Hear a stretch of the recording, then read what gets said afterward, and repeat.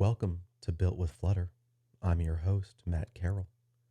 Today we're going to make a small adjustment to our SpacePod app. For those of you just joining us, in a previous video, we built the app that you see before you, which is a Mac desktop app that can be used to download space recordings from X/Twitter. I host a space on X every week, every Wednesday, 12 p.m. Pacific. It's dedicated to all things Flutter and Dart.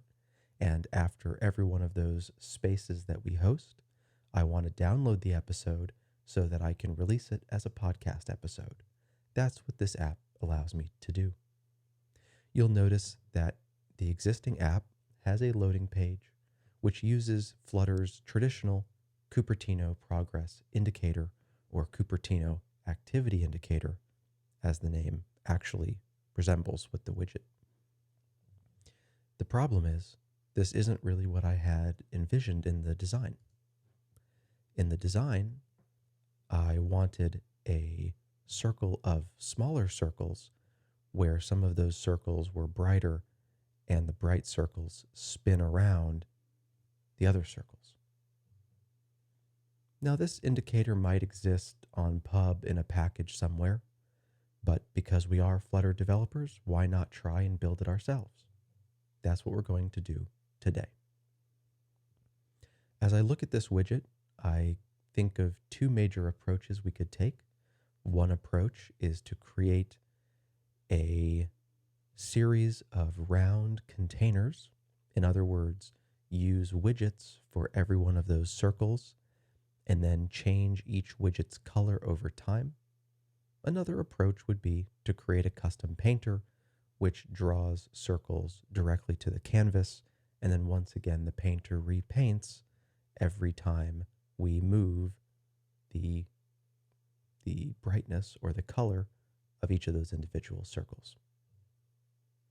I think the path that I'm going to try first is the custom painter path. I think that's likely to be less trouble at the end of the day, so that's what we're going to try. Here in the code, I've opened the loading page. You'll see up here, it's called loading page. And here is our indicator. Let's go over to the UI toolkit and create a new widget, which we will use to replace the Cupertino activity indicator. Here's the UI toolkit file. We will create a stateful widget. What might we call it? Space pod loading indicator, perhaps. The reason that we're starting with the stateful widget is because we know that we're going to have to animate something. Maybe that requires a stateful widget, maybe it doesn't, we'll find out. I said the path that I want to take is to create a space pod loading indicator painter, which extends custom painter.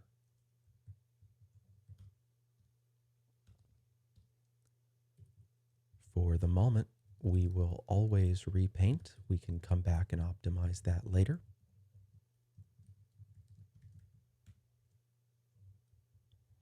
And in this paint method is where the magic happens. Now, what I'm trying to think about is where we should position each of these smaller circles. We're going to have some kind of incoming size. We could base the position of the circles on the incoming size, or we could essentially ignore the incoming size and instead respect some kind of given radius. Or we could use a combination of the two where we respect the radius unless there's not enough size, in which case we shrink down. I don't have a strong opinion about those options, so I think what we'll do is just to get something painting on the screen, we'll take in the radius and then we'll massage it from there. In our custom painter, we will take an indicator radius. We will also take, let's call it a bubble radius for each of those little circles.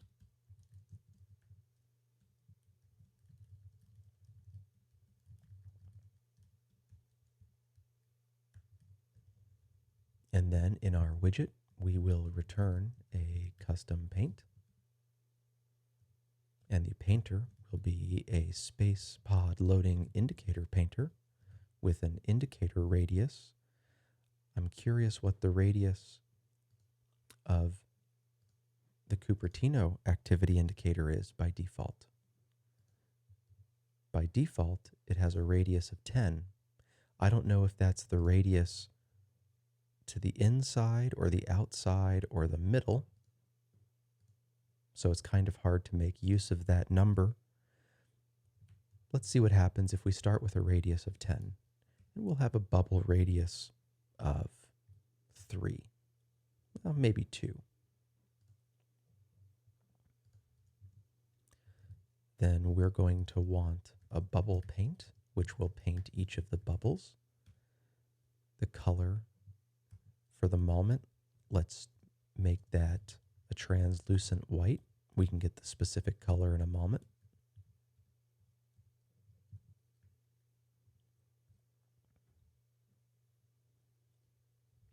And we can have a const bubble count, which will be equal to 6, I believe.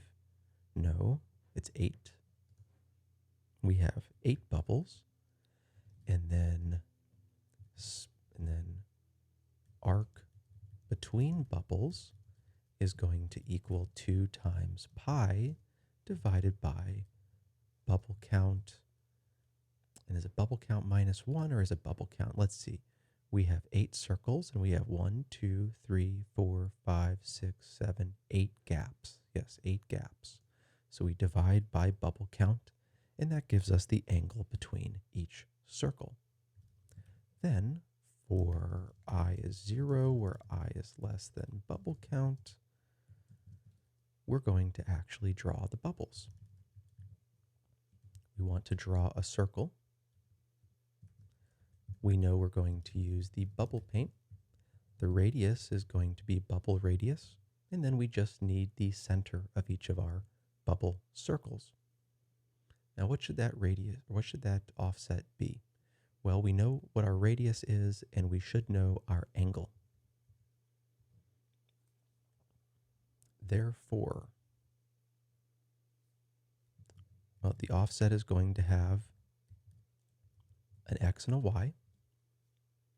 The x will be based on cosine. The y will be based on sine.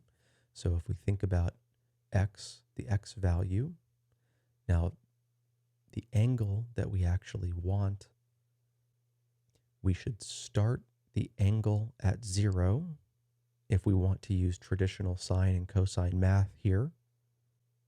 Using I, then we will say we want to get the angle. It's I times arc between bubbles. That's the angle.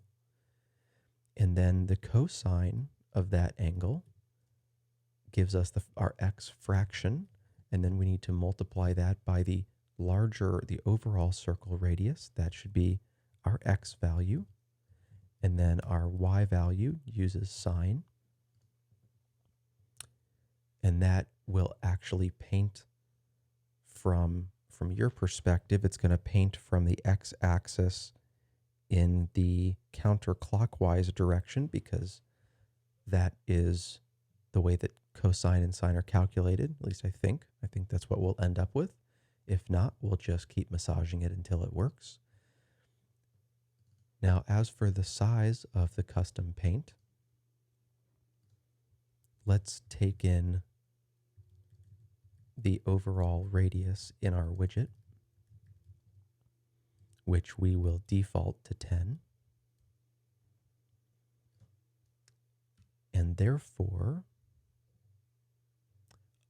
our overall size will be a square where the dimension is going to be widget.radius times 2 plus bubble radius times 2.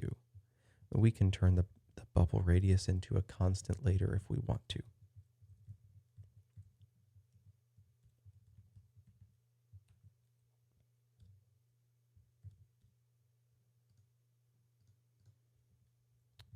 And now now the indicator radius is widget.radius. Let's go back to our loading page, and now let's replace the Cupertino activity indicator with our own widget.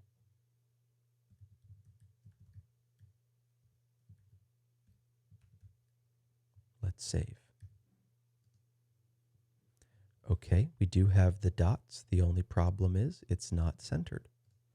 Let's go back to our page and let's surround our custom paint with a center widget. And it looks like that still has not centered it.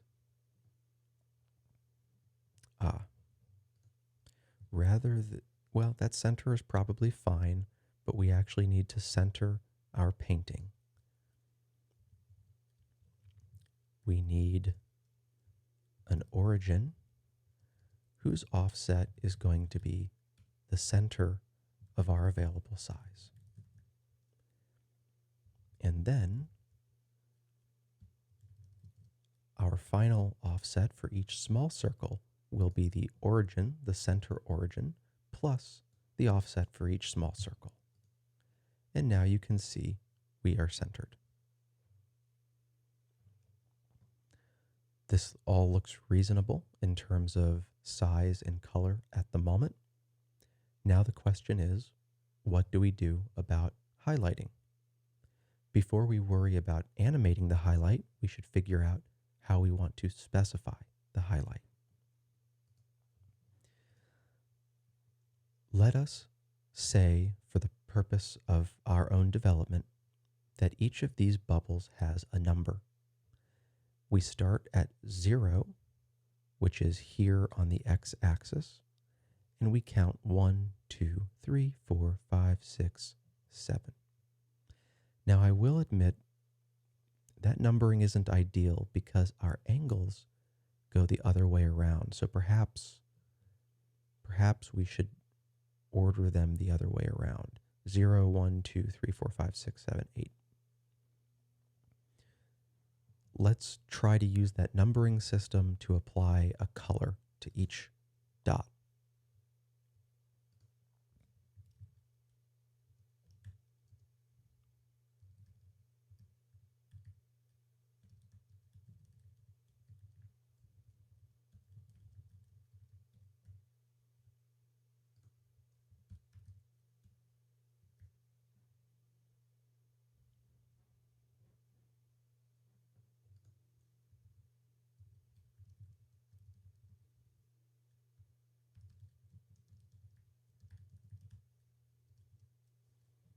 Well, let's just set the color in the loop. That's probably fine.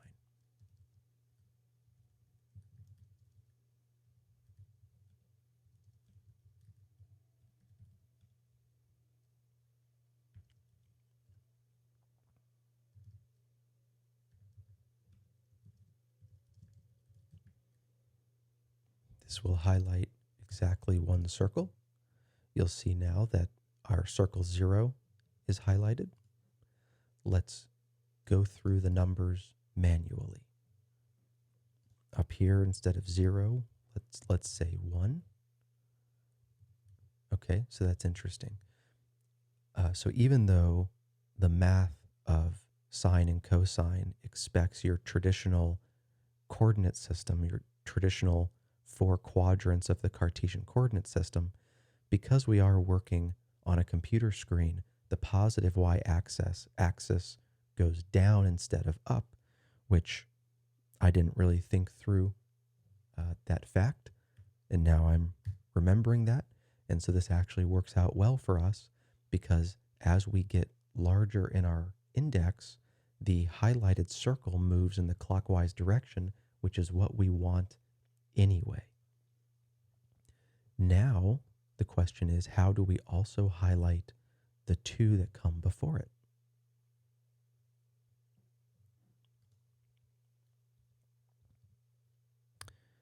We can say late final double opacity, and we can switch on the index, and we're going to say, well, if I is the actual highlighted bubble, then the opacity is full. The default is the opacity is 0.2. And let's see, what are we complaining about here? The expression of a constant pattern must be a valid constant. Well, that's pretty annoying. So apparently we can't do a case in a switch statement that refers to a variable. Okay, well that means we're going to have to do ugly if statements. If I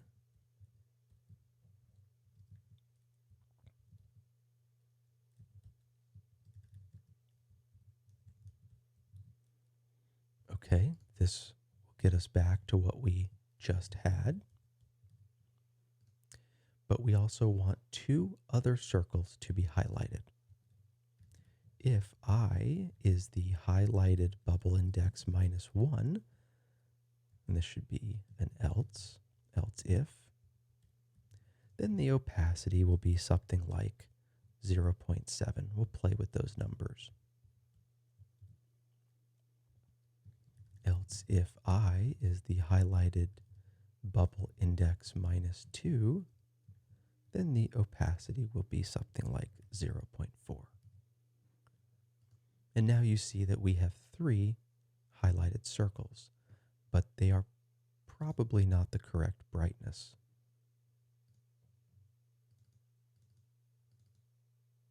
We know that one is white, so then 50%, then 25%.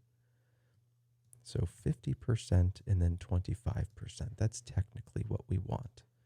And let's go ahead and see what color.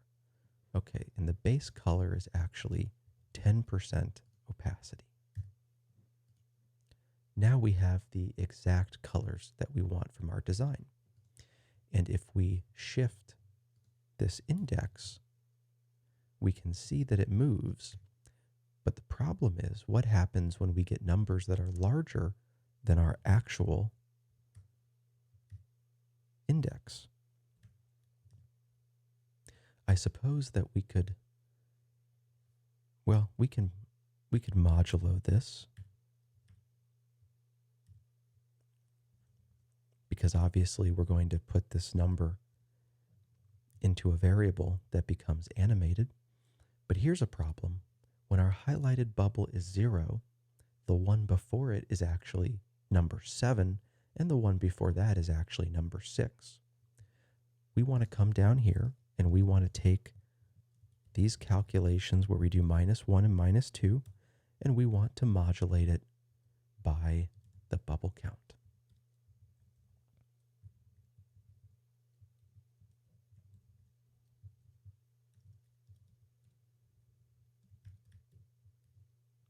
And now you can see that no matter where we put our highlighted bubble, the other bubbles behind it will follow.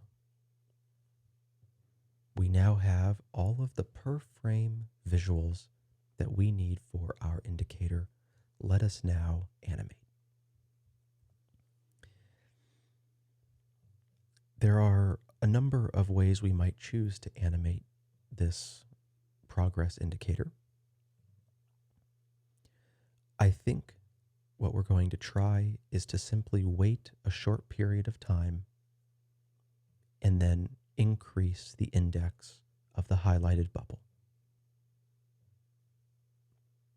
And because we're only waiting, we might be better off by just listening to a ticker than using an animation controller. Let's see how that works out for us. We're going to mix in single ticker provider state mixin. We are going to say that we have a late final ticker. For that, we will import the scheduler in init state. We will say that ticker equals create ticker, and we will create an on tick private method.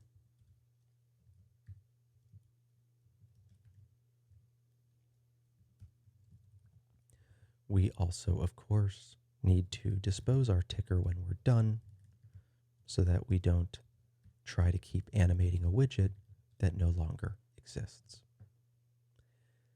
The question is, what do we do on tick? Well, we know that we need to control the active bubble index, so we will start that at 0. We will then pass the active bubble index to our custom painter, and on tick, we will say if elapsed time, and what is this? This is probably a duration. Elapsed time in milliseconds. And let's keep track of the previous time. So actually we can say duration previous rotation time equals duration.0, and we will create a static duration, or a static, this is a const, rotation, let's see, rotation interval. Let's say 250 milliseconds, see how that works out. Then we will say if elapsed minus previous rotation time, and I guess we don't probably need the parentheses, if that is greater than the rotation interval, then we are going to set state. The active bubble index will equal the active bubble index plus 1 mod by, here we've hard-coded that number, so let me come up here and say static const bubble count equals 8.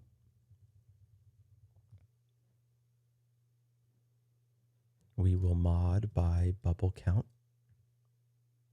We will set the previous rotation time equal to the current elapsed time. We will then refer to the bubble count here. We will also pass in the bubble count because now we need to coordinate between the widget and the painter.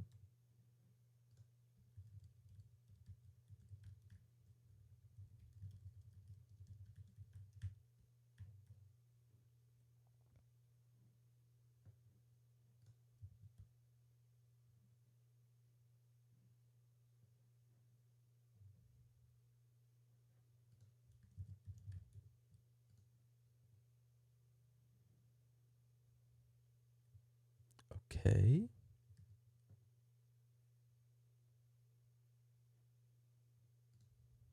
And we, of course, need to start our ticker. Let's do a hot restart. And there's our little animation. And in theory, if we reduce the interval, it will appear even more fluid. Let's go really low. Let's try 50. Oh boy, now that's real fast. Let's try 100 milliseconds.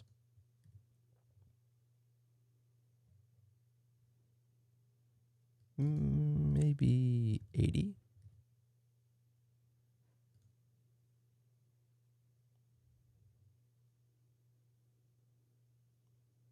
It's not perfect.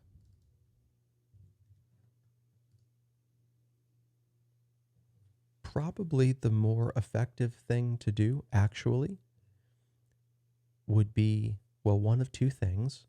Either, instead of only highlighting discrete circles, you could use the 8 base circles as a mask, and then you could rotate the white circles behind the mask and keep it continuously rotating so that it's never a jerky motion. Another possibility would be, instead of setting constant opacities on our highlighted circles, we base the opacity on how close that circle is to the current progress level. That's kind of like the way that anti-aliasing works, where you activate, you give partial opacity to pixels that are near the pixels that you actually want to highlight, or you want to paint so that you don't have any jagged effect.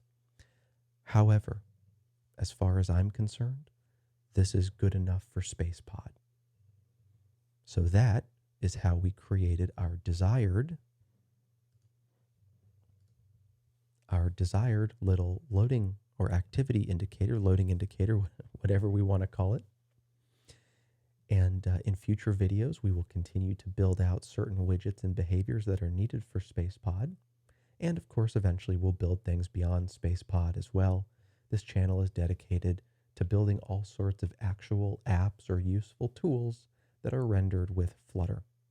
So thanks for watching, and I hope you'll join us in the next video.